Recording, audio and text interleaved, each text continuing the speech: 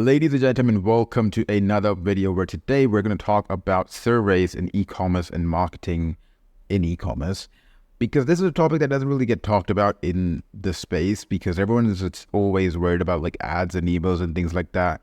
But a lot of your ads will actually come from the responses from your service, a lot of your CRO knowledge, a lot of what you can do to kind of optimize your website will come from your surveys. A lot of your great copy that's in your emails will come from your surveys, and a lot of other things. Your ideas will come from your surveys. You can get product ideas, you can get more data on your customers and things like that. So let's get into it. Question number one, why do you need surveys? Well, there are mainly just 5 main reasons, but the fourth one is the most important. But you can get surveys for feedback, which is just to get feedback on how your site is performing, how your products are, things like that. Surveys for ideas, like you need more product ideas. You can use post-purchase surveys for that. Data, this is very important, getting data on your customers so that you can use that in your marketing, in your anything else really. Copywriting surveys, this is basically where you ask them specific information about the problems and goals and things like that, so that you can kind of tune your copy to those problems and pain points and goals and things like that. And finally, surveys just for fun. This isn't like you're not marketing just for fun.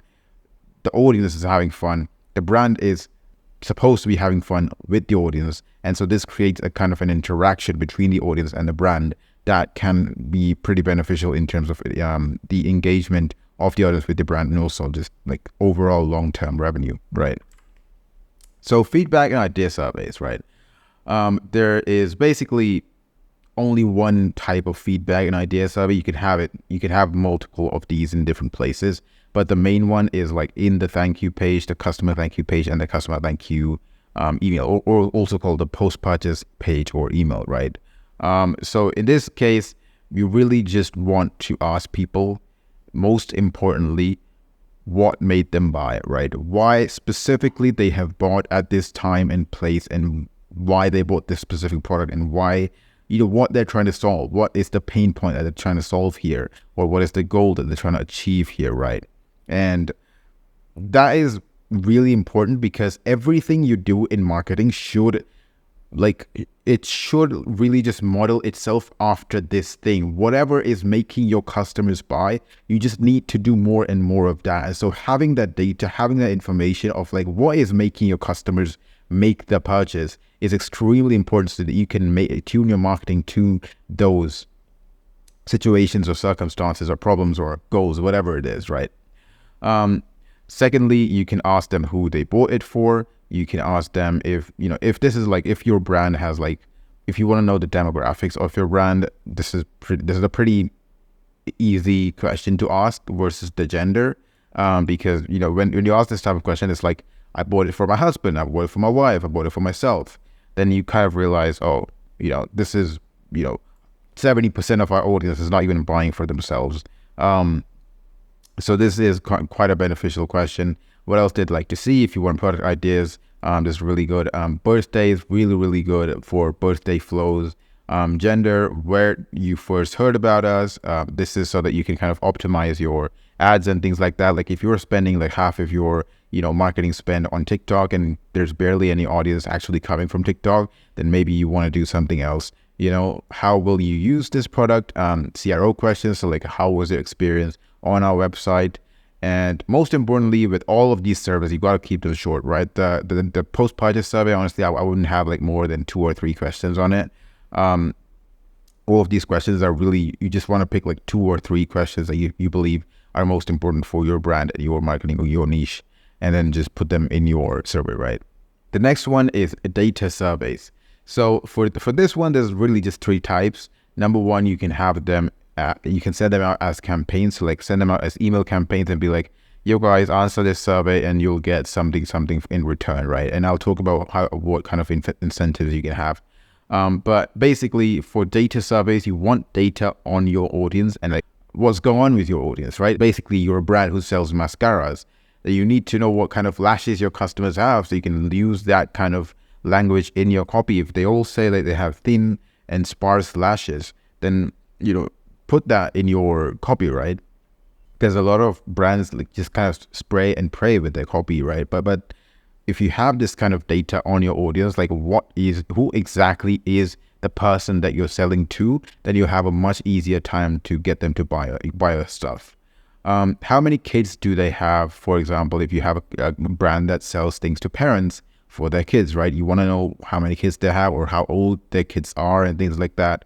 What their main problems are. If you have a problem solution type of brand, all of these, most brands are that type of brand. Really, like you'll barely see any brand where it's like they're not solving a single problem. They're just offering goals and benefits, right? Even like fashion brands, it's like the problem is a lot of the other fashion brands are not good for them or not fitting for them, or the quality of the fabric isn't good, right? The brand is solving those problems with their fashion, right? So yeah, asking for the problems, really nice. Asking if they're using a different brand as well. You can ask.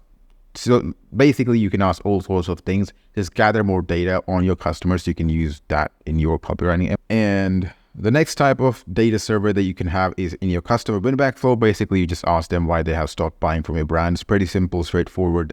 You can have different kind of responses to this, like, I've moved on, my kids have grown up, I found a better brand, whatever, Another one is abandoned cart and abandoned checkout surveys. So basically, you just ask them why they abandoned their cart or why they abandoned their checkout.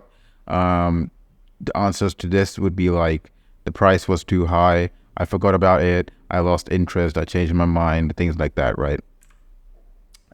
Fun surveys, these are basically you just ask customers for the funny stories, and then you kind of give it back to them. Like, these are the top 5 funny stories that we received on our survey, and all of these guys get a special prize, something like that.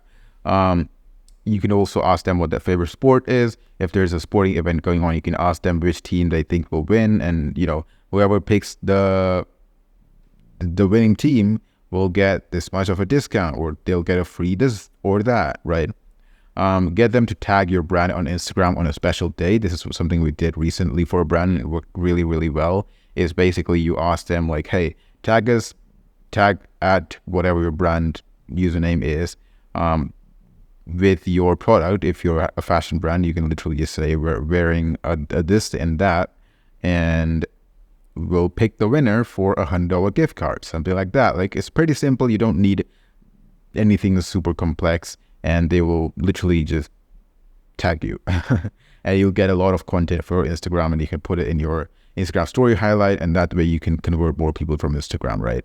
Never ask for a favor. So basically, you need an incentive in your email surveys or whatever survey you're sending to your email list, because this is an email list. These are busy people with their own lives, and you're a brand that they're just buying products from, right? You're not someone special. You're not a celebrity. Even if you were a celebrity, it's not like you shouldn't use incentives. Incentives are always good because they always result in more responses, better responses, and better list health. But what I mean by better list health is basically just people, when people see you just asking for a favor, like, hey guys, please, answer our survey because we like you.